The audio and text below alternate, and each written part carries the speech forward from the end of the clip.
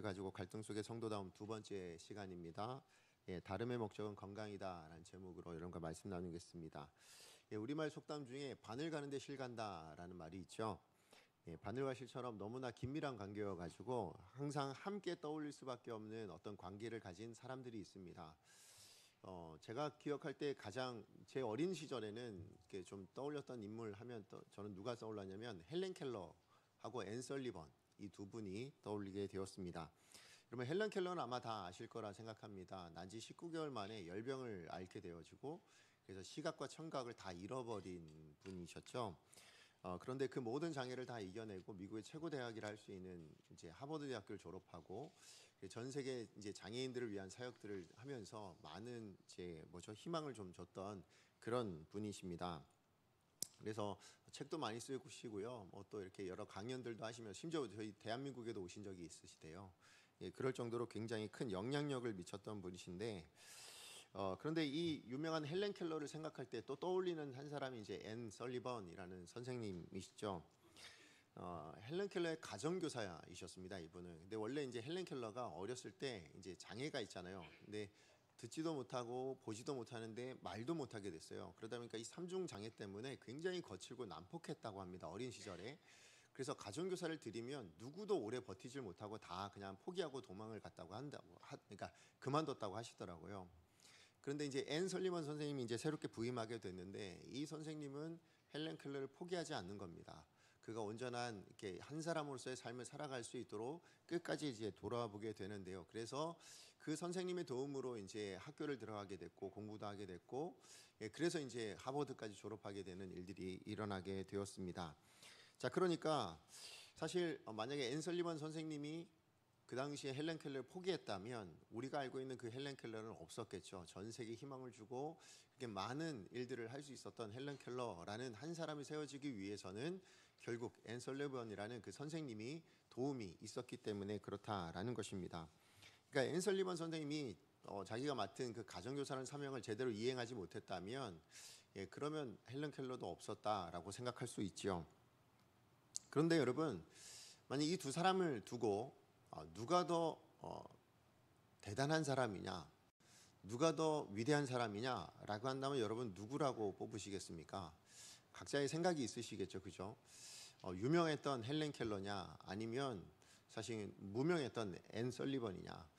근데 우리가 솔직하게 말씀드리면 헬렌 켈러의 삶은 들어도 보셨고 이렇게 살아왔구나라고 알 수 있지만 사실 앤 설리번 선생님의 삶이 어땠는지는 우린 잘 몰라요. 왜냐하면 우리가 알고 있는 앤 설리번 선생님은 헬렌 켈러의 가정교사로서 어떻게 살아냈는지 정도만 알고 있지, 그 이후에 어떻게 살아냈는지, 그 이전에 어떤 삶을 살았는지에 대해서 아는 사람은 그렇게 많지 않다라는 것입니다. 왜 그럴까요? 우리는 유명한 사람들한테 관심이 있거든요. 그러다 보니까 저도 이제 헬렌 켈러는 위인전에서 제가 읽었단 말이죠. 그래서 알고 있지만 우리 앤 설리번 선생님도 대단하다라고 생각은 하고 있지만 사실 최근에서야 다시 앤 설리번 선생님에 대한 이야기도 나오고 있지만 과거에 제 어린 시절만 해도 앤 설리번 선생님은 그냥 헬렌 켈러의 그냥 돕는 선생님 정도로만 그렇게 인식되었다라는 것입니다. 그러다 보니 저도 어린 시절에 그냥 그런 위인전을 읽으면 헬렌 켈러처럼 나도 뭔가 다른 사람을 돕고 뭔가 다른 사람에게 커다란 어떤 영향력을 미치고 그런 사람이 돼야지, 나도 어떤 역경이든 든든히 이길 수 있는 사람이 돼야지, 이런 생각을 하지, 앤 설리번 선생님처럼 그렇게 이런 삶도 괜찮겠네라고 생각은 해본 적이 없었다라는 것입니다. 그런데 이제는 알죠. 이제는 우리가 헬렌 켈러도 정말 위대한 삶을 살았지만 그래, 앤 설리번 선생님의 인생도 굉장히 소중하고 정말 대단하구나라는 것을 다 인정하게 됩니다. 자, 이처럼 우리 지난주에 이어서 오늘도 이 헬렌 켈러와 앤 설리번 선생님과 같은 이런 관계를 가졌던 두 사람의 관계를 우리가 지금 또 살펴보게 됩니다. 누구이죠? 바울과 바나바이죠. 지난주에 말씀드렸지만 이 두 사람은 절대 깨질 것 같지 않은 그런 관계였습니다. 그러나 2차 전도 여행을 준비하면서 그 1차 전도 여행 때 무책임하게 이제 자기 자리를 이탈해 버렸던 마가라는 이 한 청년을 다시 데리고 가냐 마냐, 이거 가지고 서로 의견이 맞지 않아서 결국은 각자의 길을 걸어가게 된 그 이야기를 우리가 지난주에 살펴봤습니다.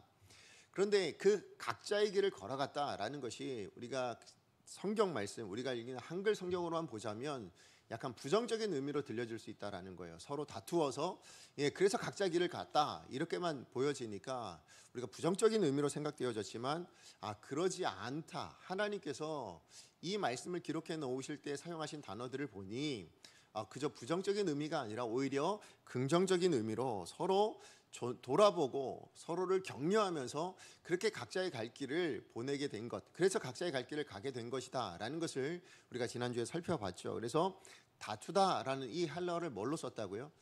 파록시스모스라는 단어를 썼다라고 제가 말씀을 드렸어요.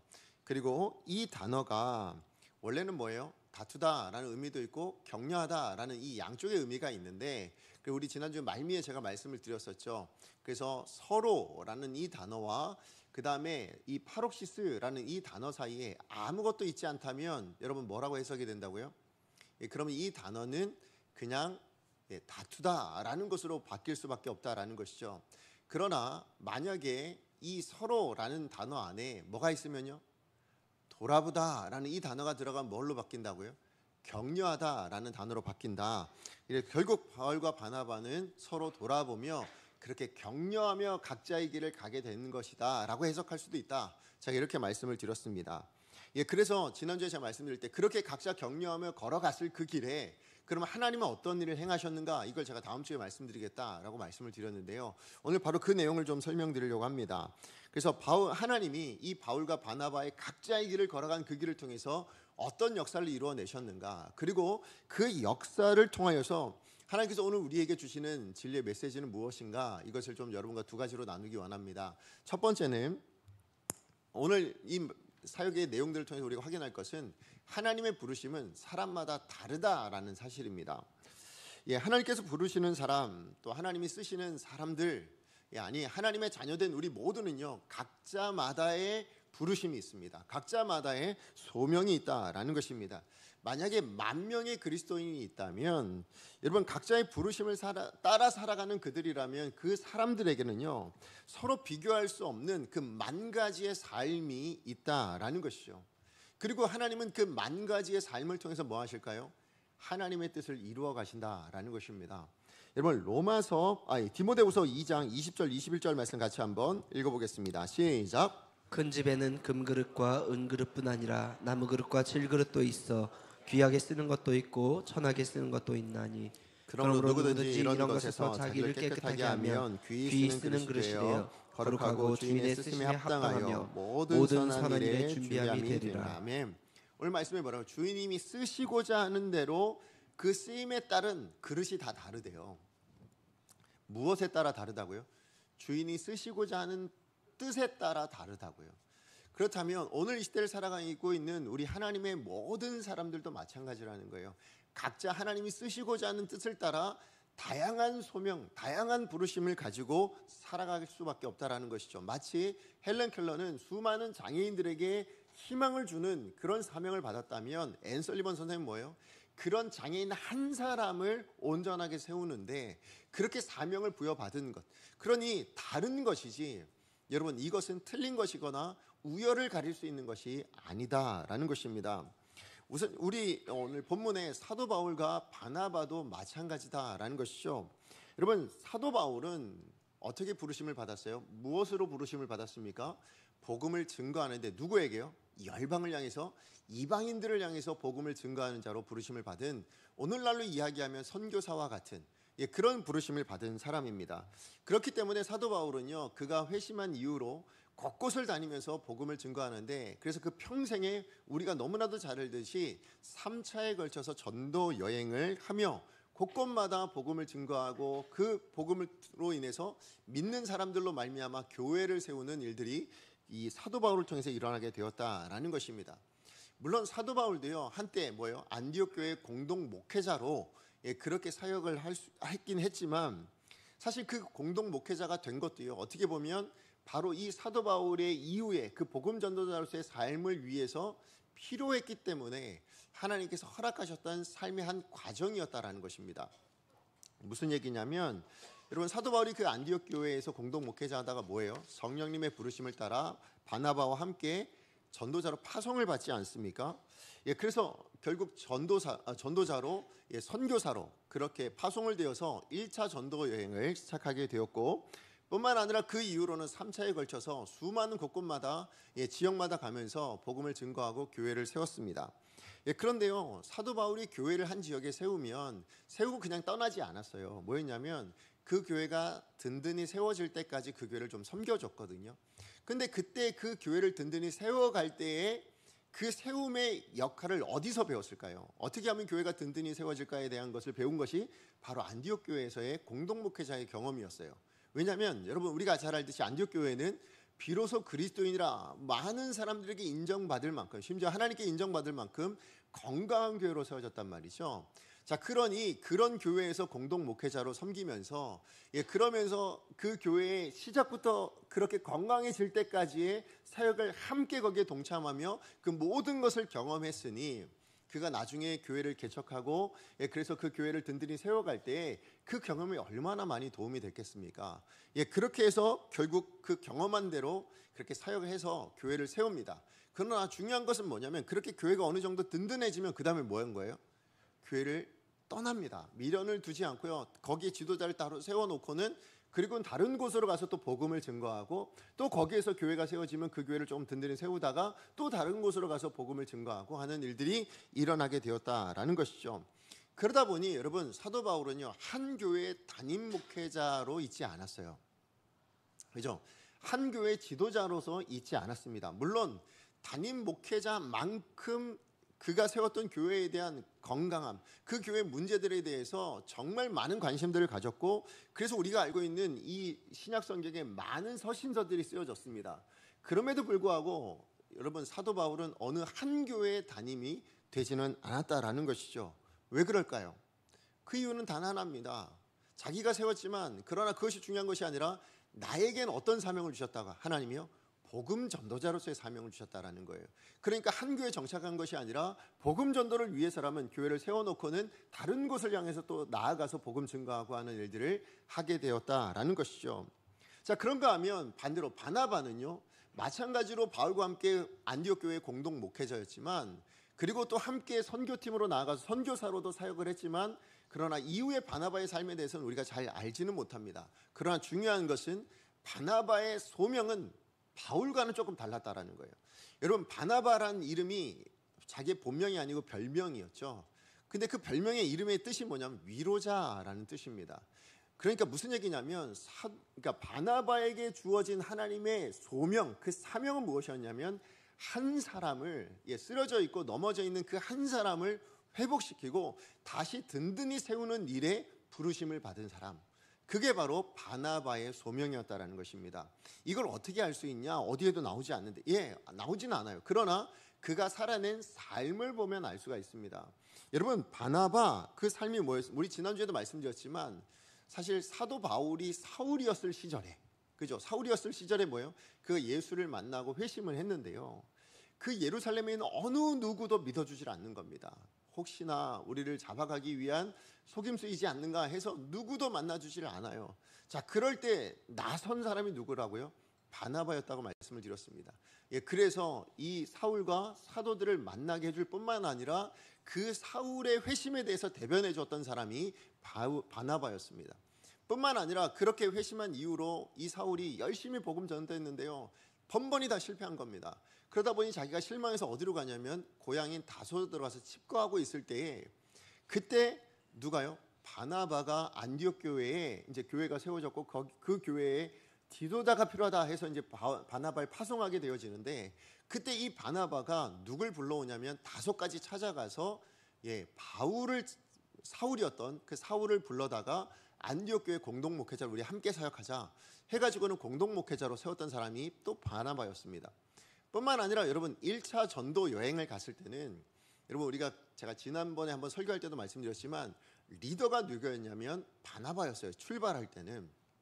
그래서 시작할 때 하나님께서 부르실 때도 뭐냐면, 바나바와 사울을 따로 세워서 불러라 라고 했을 정도로 바나바가 우선이었다고요. 가장 먼저 리더자로 세워졌었다고요.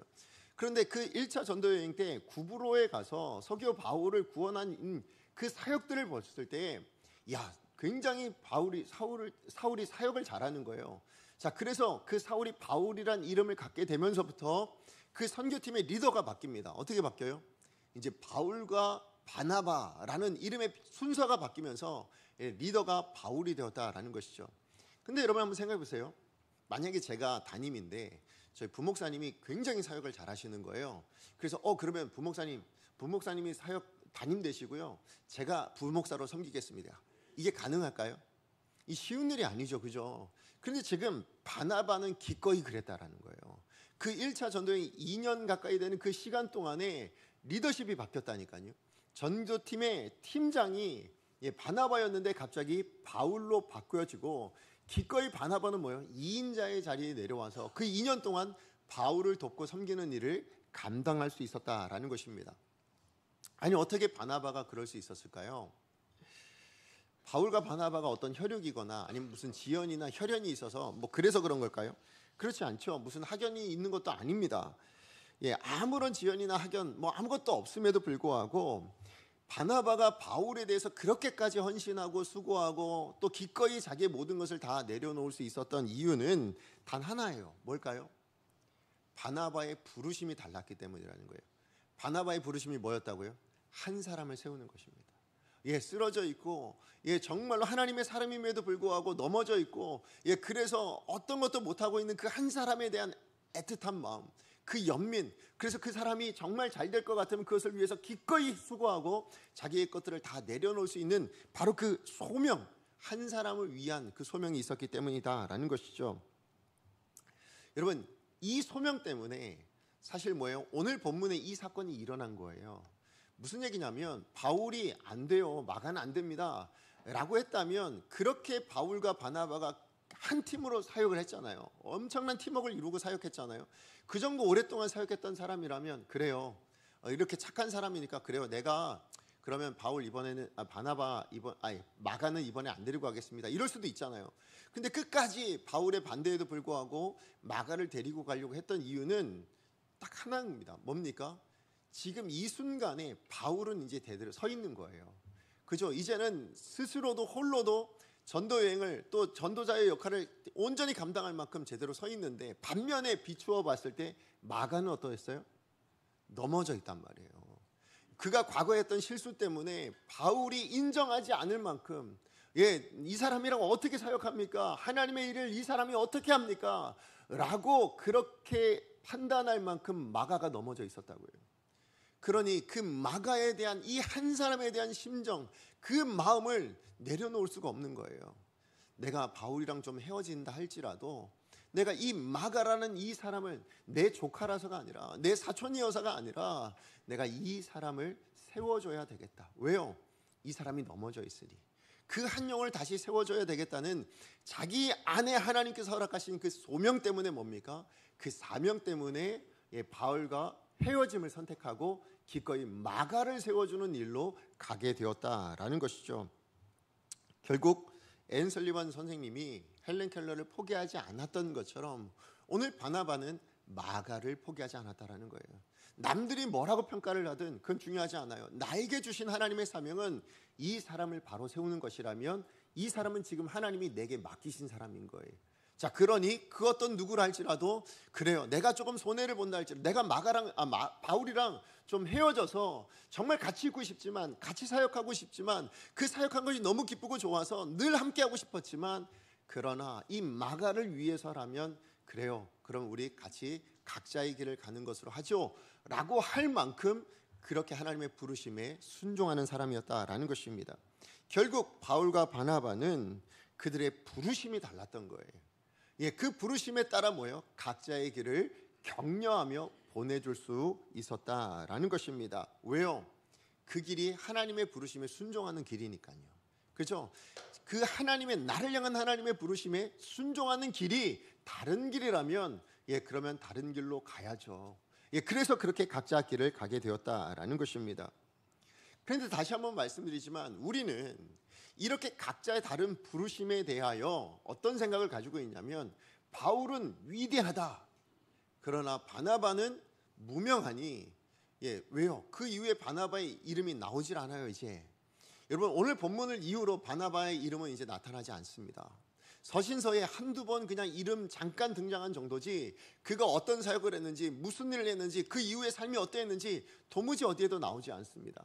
자, 그러다 보니 우리가 꿈꾸는 우리의 삶은 다 뭐냐면 세상이 그러하듯이 우리가 조금 더 높은 자리에 가고 이름이 유명해지길 원하고 그래서 남들이 인정하는 사역들을 하는 자리로 가기를 원해요. 그래서 우리의 모든 삶이 결국 그러다 보니 그러지 못하면 뭐가 돼요? 비교가 되어서 내 모양은 왜 이러지? 내 꼴은 이게 뭔가? 이런 식으로 우리가 비교해서 자기 자신을 좀 초라하게 보기도 하고 또 때로는 절망하기도 하는 일들이 일어나게 되어진다라는 것입니다. 그런데 기억하십시오. 이거는 세상적인 가치관에서의 기준이라는 것입니다. 여러분 하나님의 눈에 보자면, 여러분 하나님의 시각에서 보자면 그 부르심의 모양이 다를 뿐이지 그 모든 삶은 다 뭐예요? 하나님 보시기엔 소중한 것입니다. 그 모든 삶은, 그 모든 부르심은 하나님 보시기에 가치가 있는 것이다 라는 것입니다. 성경에 기록되어져 있는 내용으로만 보자면 여러분 바나바는 고작 2사람 세운 거예요. 그죠? 지금 누구 세웠어요? 바울 세웠고 마가 세운 게 전부인 것처럼 성경에 기록되어져 있단 말이죠. 그러나 바울을 한번 생각해 보시죠. 온 세계를 누비면서 교회를 세우고 복음을 증거해서 그 이름이 누구라도, 오늘 이 시대 누구라도 아는 그런 바울, 위대한 이방인의 사도라 인정받는 그런 사도 바울이 되었습니다. 자, 그러면 누가 더 대단할까요? 누가 더 위대할까요? 우리가 볼 때는 바울이 위대한 것처럼 느껴질 수 있습니다. 그러나 하나님의 시각에서는 뭐예요? 둘 다 비교할 수 없는 가치가 있다라는 거죠. 그 누구에도 우열을 가릴 수 없는 절대적인 삶의 가치가 있다라고 하나님은 보고 계신다라는 것입니다. 여러분 이것을 깨닫는 사람이 뭡니까? 여러분 우리의 삶이 어떠하든, 여러분 우리의 지금의 현재 모양이 어떠하든 그건 중요하지 않다라는 거예요.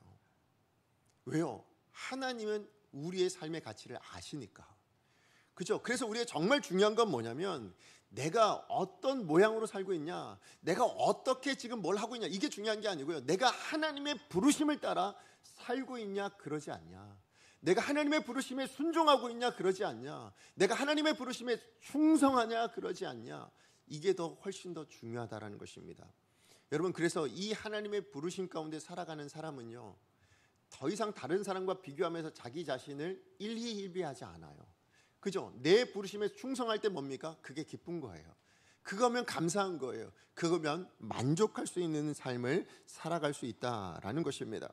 다시 한번 말씀드립니다. 오늘 이 자리에 있는 저와 여러분 우리 모두가 마찬가지인 줄로 압니다. 하나님이 우리를 이 땅 가운데 보내셨을 때에 우리 각 사람에게 보내주신 사명이 달라요. 소명이 다릅니다. 그러나 다른 것이지 가치는 뭐예요? 여기 있는 우리 모두가 다 하나님 보시기에는 소중한 가치가 있고 절대적인 가치가 있다는 거예요. 결국 하나님은 이 사람과 이 사람을 비교해서 가치 판단하지 않으세요. 하나님은 뭘 가지고 판단하실까요? 내가 너에게 이런 소명을 줬는데 이 소명을 가지고 충성되게 살아내고 있냐, 이거 가지고 하나님 판단하신다라는 것입니다. 근데 우리는 보통 특히 이제 제가 많이 들었던 내용 중에 하나가 뭐였냐면, 신방을 가면 이제 전업 주부로 계시는 분 계시잖아요. 근데 과거에 이제 결혼하고 나서 많은 커리어가 있었는데 그거 다 포기하고 이제 가족만 돌보시는 많은 분들이 연세가 드시고 나서 그런 하소연하실 때가 많아요. 특히 이제 그렇게 사시다가 자녀들이 조금만 속을 썩이시게 되면, 남편이 조금 속을 썩이시게 되면 뭐라 그러냐면 내가 뭐 했는지 모르겠다고. 그죠? 내가 뭘 하고 살았는지, 내가 왜 이 모양 옷걸이 됐는지 모르겠다고 이런 식으로 얘기하시는 분들이 계시더라고요. 왜요? 남들과 비교하다 보니까. 그죠? 심지어 그것이 뭐예요? 내 남편과 비교하다 보니까 뭐예요? 나는 요거밖에 없고 남편은 뭔가 대단한 일을 하고 있는 것 같고 뭔가 엄청난 업적들을 남긴 것 같이 그렇게 비교를 하시더라고요. 여러분 하나님께서 우리를 부르신 그 자리, 여러분 지금 있는 그 자리가 하나님께서 여러분을 보내신 자리임을 여러분 믿으시기 바랍니다. 그 자리에서 충성하고 계신다면, 여러분 남편이 남편의 자리에서 충성을 하고 있고 아내가 아내의 자리에서 충성을 하고 있다면, 자녀가 자녀의 자리에서 충성하고 있다면 뭐예요? 그것으로 충분하다라는 거예요. 하나님은. 여러분 어떤 사람은 대기업을 운영할 수도 있고요, 어떤 사람은 뭐 자영업을 하거나 아니면 그냥 직장에 조그만 어떤 일을 할 수도 있어요. 그러나 그것이 하나님 보시기에 가치가 구분이 되는 게 아니라고요. 그 주어진 삶에서 내가 얼마나 충성되이 살아내고 있느냐, 그것으로 하나님은 가치를 평가하신다고요. 그러므로 오늘 이 시간에 있는 우리 모든 분들, 여러분 한 사람 한 사람이 하나님 앞에 소중한 존재임을 믿으시기 바랍니다. 그리고 그 부르심이 있다라는 걸 기억하시고, 여러분 그 부르심에 매일매일을 순종하고 살아가실 때, 그때 우리의 삶을 통해서 뭐예요? 하나님은 하나님의 일을 하신다라는 거예요. 여러분 바울과 바나바가 각자의 삶을 통해서 하나님의 역사를 이루어냈던 것처럼, 오늘 저와 여러분 우리도 보잘것없어 보이는 내 삶이라 할지라도 그것이 하나님의 부르심이라면 그걸 통해서 하나님이 하실 일이 있다라는 거죠. 그 일을 여러분 기도하셨으면 좋겠습니다. 그 일을 기대하셨으면 좋겠습니다. 무슨 얘기냐? 여러분 아이들을 키워내시는 일이 얼마나 귀한 일입니까? 오늘 바나바가 바울을 섬기지 않았다면 바울은 없습니다. 앤 설리번이라는 선생님이 헬런 켈러를 섬기지 않았다면 우리가 아는 헬런 켈러는 없습니다. 단순히 눈에 보이지 않고 무명하고 그냥 있다가 없어질 것처럼 보이는 그 한순간이라 할지라도, 여러분 그 순간에 하나님이 그것이 내게 주신 소명인 줄 알고 충성되이 일하는 그 사람을 통해서 하나님은 하나님의 일을 하신다고요. 그러므로 오늘 이 시간에 저와 여러분 우리 모두의 삶이 그런 하나님의 부르심 속에 있음을 기억하시고 충성되이 살아가실 수 있는 저와 여러분 되셔서 하나님의 일들을 이루어내시고 여러분의 삶 안에 그 하나님의 일들을 담아내실 수 있는 복된 삶이 되기를 축복합니다. 자, 그런가 하면 오늘 말씀을 통해 주시는 하나님의 두 번째는 뭐냐면요, 그 하나님의 부르심이 다르기 때문에 하나님의 나라는 더욱 건강해진다는 사실을 기억하라는 것입니다.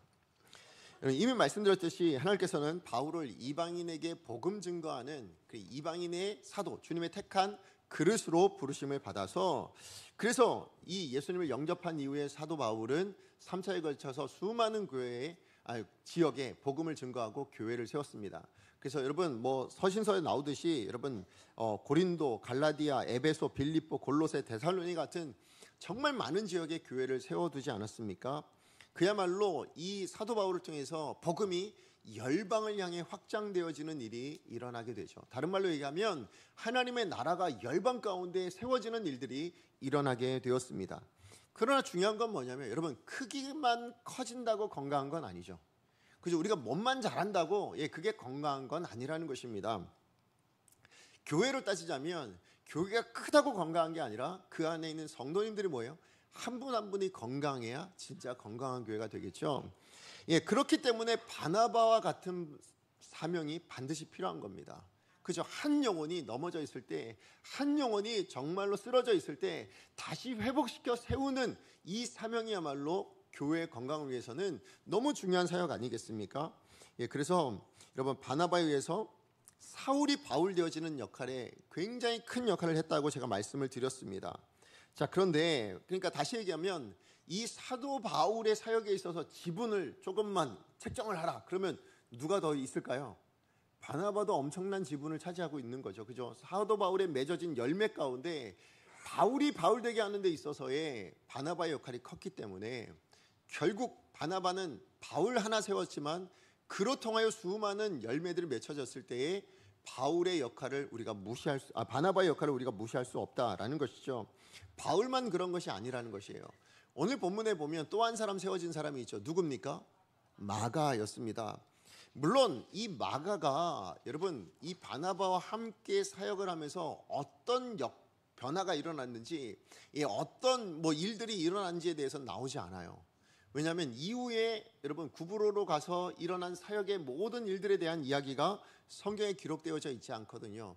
자, 그러니까 그 전도 여행을 통해서 마가가 어떤 변화가 일어났고 마가가 어떻게 회복되어졌고 마가가 어떻게 세워졌냐, 이거는 성경에 나오질 않습니다. 자, 그런데요 여러분 이 젊은 시절에 그렇게 무책임했던 이 마가가 여러분 훗날에 이 전도 여행 이후에 어떤 모습으로 변화되어지는지는 성경에 나와요.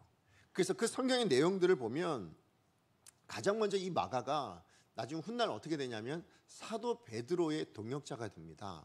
근데 여러분 그 히에라볼리, 이 사도 요한의 제자였는데요.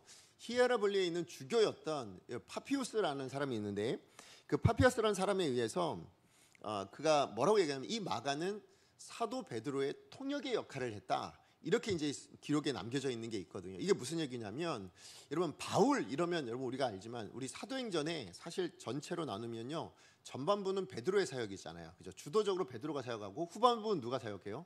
바울이 사역을 한단 말이죠. 자, 그런데 이 바울은요. 당대 가장 학벌이 좋은 그죠 가말리엘 문화생으로 그렇게 정말 열심히 공부를 많이 했던 사람이잖아요.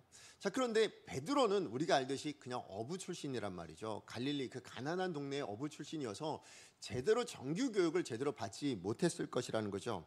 자, 그러다 보니까 이 베드로가 그 당시에 공용어였던 헬라어를 제대로 구사를 못하는 겁니다. 그 이전에 아람어 이런 것들은 잘 구사할 수 있었지만 동네 언어죠.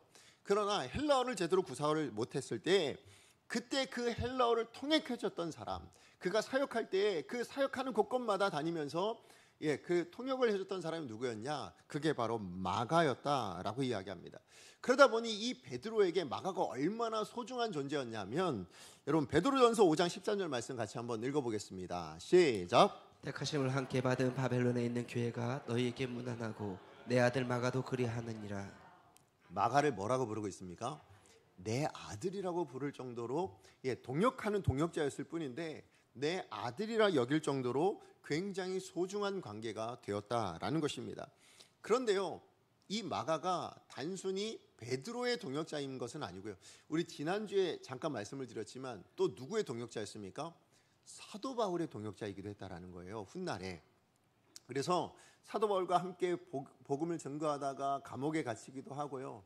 그런데 더 대단한 건 뭐냐면 이 사도 바울이 로마의 감옥에 갇혀 죽을 날이 되었을 때 디모데에게 누구 불러오라고 얘기합니까? 이 마가를 데리고 와달라고 이야기할 정도로 어떻게 보면 이 사도 바울에게 있어서도 뭡니까? 자기의 임종까지도 같이 있고 싶을 정도로 그렇게 신임하고 그렇게 가장 귀하게 여길 수 있었던 사람이 누구였다고요? 그게 마가였다라는 것입니다. 그런 의미에서 여러분 많은 학자들이 인정합니다. 신약 성경에 등장하는 수많은 인물들 중에요. 어떻게 보면 가장 위대하다고 이야기하는 이 베드로와 바울 이 두 사람에게 동시에 신임을 받고 있었던 유일한 한 사람이 누구라고요? 그게 바로 마가였다라고 할 만큼 그의 삶이 변화가 되었다라는 것이죠.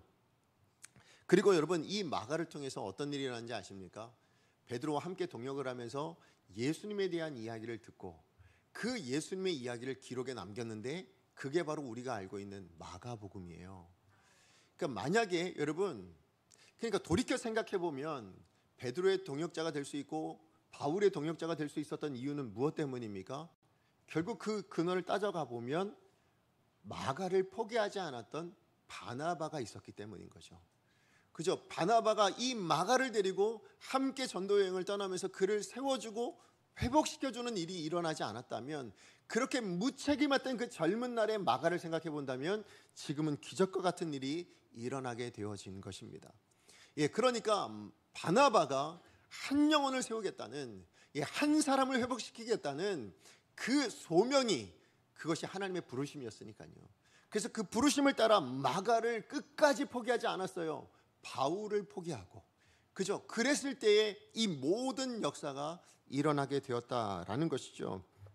만약에 바나바가 그때 포기했더라면 그래요. 그러면 마가는 다음을 하고 우리 바울과 함께 우리 같이 갑시다. 우리가 당신과 함께 1차 전도여행도 했으니 2차도 같이 가죠. 하고 만약에 그런 일이 일어났다면 여러분 우리가 알고 있는 신약 성경의 상당 부분이 바뀌었을 것이고 더 나아가서 우리가 알고 있는 마가복음은 없었을 것입니다. 맞아요. 마가복음이란 기록도 남아있지 않겠죠. 결국 여러분 이 바나바가 마가를 포기하지 않는 다시 얘기하면 자기의 소명대로 하나님의 부르심대로 순종하며 그렇게 살아갔기 때문에 뭐예요? 기꺼이 바울이라는 그 귀한 동역자와 헤어지면서까지도 하나님의 부르심에 순종했기 때문에 뭡니까? 그는 하나님의 나라를 든든히 세워가는 마가와 같은 사람을 세워낼 뿐만 아니라 하나님의 말씀이 이렇게 분명하게 기록되어지는 일에 든든한 초석을 만들어낼 수 있었다라는 것입니다. 그러므로 다시 한번 말씀드려요. 마가의 문제로 인해서 바울과 바나바는 각자의 길을 걸어갔습니다. 그러나 그건 부정적인 결별이 아니라 하나님께서 부르신 각자의 소명을 따라 격려하며 보내준 길이었다라고 말씀을 드렸어요. 그 부르심에 따라 각자의 길을 걸어갔기 때문에 뭡니까? 교회는 더 확장되어져 갔습니다. 뿐만 아니라 그 확장되어져 가는 교회 안에 한 영혼 한 영혼이 다시 든든히 세워지는 일들도 있었고, 그로 말미암아 그 교회의 다른 사역자들을 돕는 일들이, 그 돕는 사람들이, 그 사역들이 일어날 수도 있었고요. 하나님의 말씀이 기록되어지는 일도 일어날 수 있었다라는 것입니다. 이 마가의 사역과 이 마가복음이 여러분 하나님의 나라를 확장하는데 얼마나 큰 영향력을 미쳤는지는 말하지 않아도 알 수 있는 거 아닙니까? 예, 맞아요. 하나님은 사람마다 부르심이 다릅니다. 다르게 부르심, 다른 소명, 하나님께서 허락해 주셨다라는 것입니다. 근데 그 다름이라는 것이 우리는 보통 그렇게 생각한단 말이에요. 내 일의 걸림돌처럼 생각합니다. 그런데 하나님은 그렇게 주신 것이 아니에요. 이 다름은 무엇으로 주셨을까요? 우리 다른 모든 사역들의 디딤돌로 주신 거예요. 걸림돌이 아니라 디딤돌이라는 것입니다. 서로 다른 부르심을 통해서, 그 사역들을 통해서 뭡니까? 이 사람이 사역을 통해서 내 사역이 든든해질 수 있는 거예요.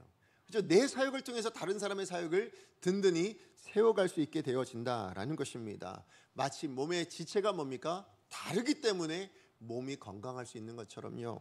그래서 로마서 12장 4절 5절에 이렇게 기록되어져 있습니다. 같이 한번 읽습니다. 시작. 우리가 한 몸에 많은 지체를 가졌으나 모든 지체가 같은 기능을 가진 것이 아니니 이와 같이 우리 많은 사람이 그리스도 안에서 한 몸이 되어 서로 지체가 되었느니라. 고린도전서 12장 18절 21절도 같이 한번 읽습니다. 시작. 그러나 이제 하나님이 그 원하시는 대로 지체를 각각 몸에 두셨으니 만일 다 한 지체뿐이면 몸은 어디냐? 이제 지체는 많으나 몸은 하나라.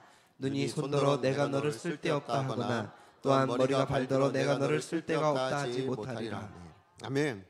예, 맞아요. 무슨 말이에요? 손이 손의 역할을 하고 머리가 머리 역할을 하고 발이 발의 역할을 하면 몸은 뭐예요? 건강해진다라는 거예요. 근데 한번 생각해 보세요. 아, 너는 좀 필요가 없는 것 같아. 아까 오늘 말씀에도 보면 눈이 손더러 쓸데없다 이야기하면, 그래서 눈이 가장 귀하니까 우리 온 몸이 눈으로만 되어져 있다면 그건 사람이 아니죠, 그죠? 예, 그건 상상만 해보세요. 온 몸이 눈으로 되어 있다. 예, 그건 뭐 너무 흉측한 모습이 되어질 겁니다. 또 건강할 수 없고 오래 살 수도 없겠죠. 예, 맞아요. 우리의 모든 지체가 각자의 자리에서 자기의 역할을 감당하니까 뭐예요? 다 다른 지체들이 각자의 역할을 감당하니까 건강한 몸을 유지할 수 있다라는 것입니다. 그러므로 여러분, 너무 죄송하지만 이런 표현을 써서 여러분 입이 똥꼬도로 더럽다 할 일이 아닙니다. 그죠? 그러나 또 반대로 우리가 생각할 때 이런 게 있는 거예요. 똥꼬가 자기는 숨겨져 있고 늘 더러운 것만 이렇게 내뱉잖아요. 그죠? 자, 그러다 보니 입이 너무 부러운 겁니다. 야, 저 입은 맨날 맛있는 거 들어가고, 예, 너무 좋은 거 들어가고 또 색칠도 하잖아요. 그죠? 예, 그러니 얼마나, 야, 저렇게 나도 저렇게 살고 싶은데, 만약에 그래서 똥꼬가 입이 되어버리면 어떤 일이 생길까요? 큰일 나겠죠. 그죠? 예, 근데 우리는 여러분 우리 삶을 그렇게 비교한다니까요. 우리가 누군가 드러나고 누군가 유명해지고 누군가 화려하고, 예, 그러면 좋아 보여요. 그런데 만약에 무명하고 똥꼬처럼 가려져 있고, 예, 더럽다고, 아니면 좀 보잘것없다고 그렇게 느껴지는 내 삶이 그렇게 느껴질 때 뭐예요? 그러면 만약에 똥꼬가 똥꼬 역할을 안 해버리면 어떤 일이 일어납니까? 그 몸은 건강을 잃어버릴 수밖에 없는 거예요. 예, 그러므로 근데 우리는 누구도 똥꼬가 되기를 원치 않아 한단 말이죠. 그렇잖아요. 여러분 몸에서 예를 들어 어느 지체 가운데 한 부분을 차지하세요. 그러면 여러분 어떤 거 차지하고 싶으세요? 머리가 되고 싶거나, 그죠? 아니면 뭐 잘하는 손이 되고 싶거나 여러 가지 것들을 하고 싶어 하지, 여러분 똥꼬가 되고 싶어 하시는 사람은 아무도 없단 말이에요. 그러나 여러분 생각해보세요. 진짜로 똥꼬가 없으면 여러분 어떻게 되겠어요? 예, 그 몸이 죽을 수밖에 없어요. 그러니까 반드시 필요하니까 뭐예요? 하나님이 똥꼬란 기능을 만드셔서, 지체를 만드셔서 우리 몸에 있게 하셨다고요. 그렇다면 오늘 이 시대를 살아가는 저와 여러분, 우리의 삶이 어떠한가를 한번 생각해 보세요. 여러분의 삶이 혹시나 똥꼬처럼 느껴질 수 있어요. 난 왜 이렇게밖에 안 되나? 난 왜 이렇게 가난하지? 난 왜 이렇게 비참하지? 난 왜 아무것도 능력도 없고 재능도 없고 아무것도 없는 것처럼 그렇게 느껴지실 수 있다고요. 그러나 하나님은 여러분 스스로가 한 사람 한 사람에게 맡기신 그 삶으로 가치가 있다라고 여기세요. 여러분이 얼마나 많은 걸 이루어냈냐, 이게 중요한 게 아니라고요. 얼마나 많은 유명한 열매들을 만들어냈냐, 이게 중요한 게 아니라고요. 정말 중요한 건 뭘까요? 지금 내게 주어진 내 삶에서 내가 얼마나 충성되이 살아내고 있냐. 그죠? 아내가 아내의 역할로서 얼마나 충성되이 살아내고 있냐. 여러분, 남편이 남편의 역할로서 얼마나 충성되이 살아내고 있냐. 오늘 여기로 보면 뭐예요? 성가대가 성가대 역할을 감당하고 있으니까, 방송실이 방송실의 역할을 감당하고 있으니까, 찬양팀이 찬양팀의 역할을 감당하고 있으니까, 저는 말씀 전하는 자로서 말씀 전하는 자의 역할을 감당하고 있고, 예배 드리는 자로 여러분이 이 자리에서 예배를 드리고 계시니까 뭐예요? 이 예배가 건강하게 세워질 수 있다라는 거예요. 제가 어떤 역할을, 제가 여기서 반주하고, 제가 여기 가서 뭐 하고 그럴 수 있을까요? 아니요, 전 그런 거 잘 못해요. 왜요? 저한테는 그런 소명을 주시지 않아서 전 그래서 찬양을 잘 못합니다. 저는 그래서 찬양하는 분 보면 너무너무 대단하다고 제가 느낄 정도거든요. 예, 맞아요. 아니, 방송실이요? 전 방송 장비 잘 못 다룹니다. 제 기도 잘 몰라요.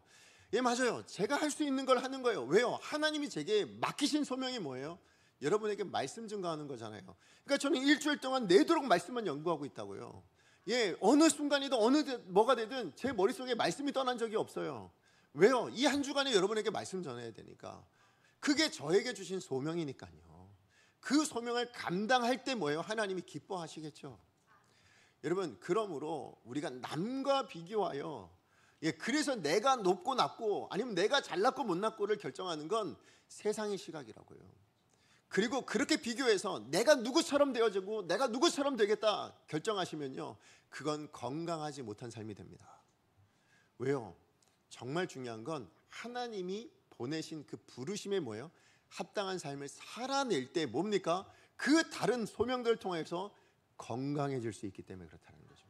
그러므로 하나님이 다르게 소명을 허락하셨다는 것은 우리로 건강해지라고 주셨던 하나님의 뜻임을 여러분 믿으시기 바랍니다. 그러므로 말씀의 결론을 맺겠습니다. 세상 많은 사람들은 유명한 사람 되기를 원하고, 어느 엄청난 업적을 남기는 사람이 되기를 원하고, 그래서 많은 직분들을, 많은 지위를 가지고 그것을 또 자랑하기도 합니다. 그래서 우리 명함 같은 거 보면, 그죠? 어마어마한 사람들 많잖아요, 그죠? 막 어마어마하게 뭐 무슨 위원장,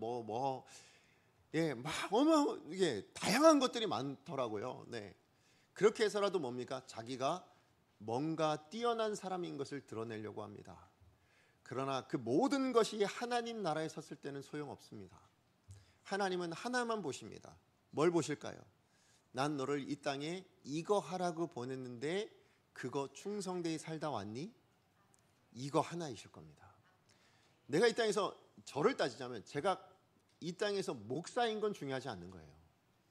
그죠? 저에게 말씀 증거하는 소명을 맡기셔서, 아니면 제게 허락하신 이 교회를 여러분을 섬기는 자리로 저를 부르셔서, 그래서 이호진이 목사냐 아니냐가 중요한 게 아니죠. 뭐예요? 너 거기서 영혼을 잘 섬겼니? 너 거기서 말씀 잘 증거했니? 말씀 잘 가르쳤니? 이런 일들로 하나님 저를 평가하시겠죠. 여러분의 삶도 마찬가지라는 겁니다. 여러분, 우리는 유명해진 사람이 아니라, 세상적으로 유명하거나 세상적으로 많은 것을 가진 사람이 아니라, 여러분, 하나님 보시기에 인정받는 사람 되기를 소망합니다. 하나님 보시기에 기쁘심을 드릴 수 있는 사람이 되어지기를 간절히 소망합니다. 그런 의미에서 여러분, 바울처럼 위대한 사역자가 되십시오. 그런 의미에서 또 뭐예요? 바나바처럼 무명하지만 한 사람을 위해서 기꺼이 희생할 수 있는 그런 삶을 살아내십시오. 그렇게 각자의 사명을 따라 소명을 따라 살아내실 때에 하나님은 우리의 삶을 통해서 뭐 하신다고요?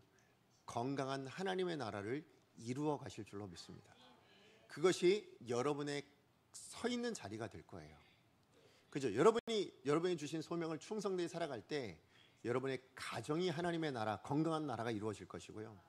여러분의 직장이 이루어질 것이고, 또 그런 우리가 모일 때 뭐예요? 우리 강성교회가 건강한 하나님의 나라로 세워져 가게 될 줄로 믿습니다. 비교하지 말고 뭐 하시면 된다고요? 나를 향한 소명을 바라보시면서 그렇게 맡은 바 일에 충성되이 감당함으로 우리 모두가 함께 아름다운 또 건강한 하나님의 나라 이루어가는 복된 저희 강성교회 성도들 되어지기를 축복합니다. 우리 시간 말씀 기억하며 함께 찬양하겠습니다. 오늘 우리가 부를 찬양은요, 시선이라는 찬양입니다. 사실 제가 이 시선이라는 찬양을 선택했을 때는 우리는 보통 사람들의 시선을 좀 많이 그렇게 의식하잖아요, 그죠? 근데 사실 우리가 가장 의식해야 될 건 누구의 시선일까요? 하나님의 시선입니다. 그리고 그렇기 때문에 우리의 시선이 세상을 향하여 사람을 향하여 있을 것이 아니라 어디에 있어야 될까요? 하나님을 향하여 있어야 된다는 거예요. 그렇게 됐을 때 뭡니까? 오늘 이런 일이 일어난대요. 우리의 모든 시선을 주님께 드리면, 그 살아계신 하나님을 느끼면 내 삶은 주의 역사가 되고 세상은 주의 나라가 되고 하나님이 일하신다고 말씀하십니다. 예, 그 하나님의 일하심을 담아낼 수 있는 저와 여러분의 삶이 우리 각자의 소명입니다. 예, 우리 그것을 기억하면서 우리 가사 생각하며 함께 찬양합니다.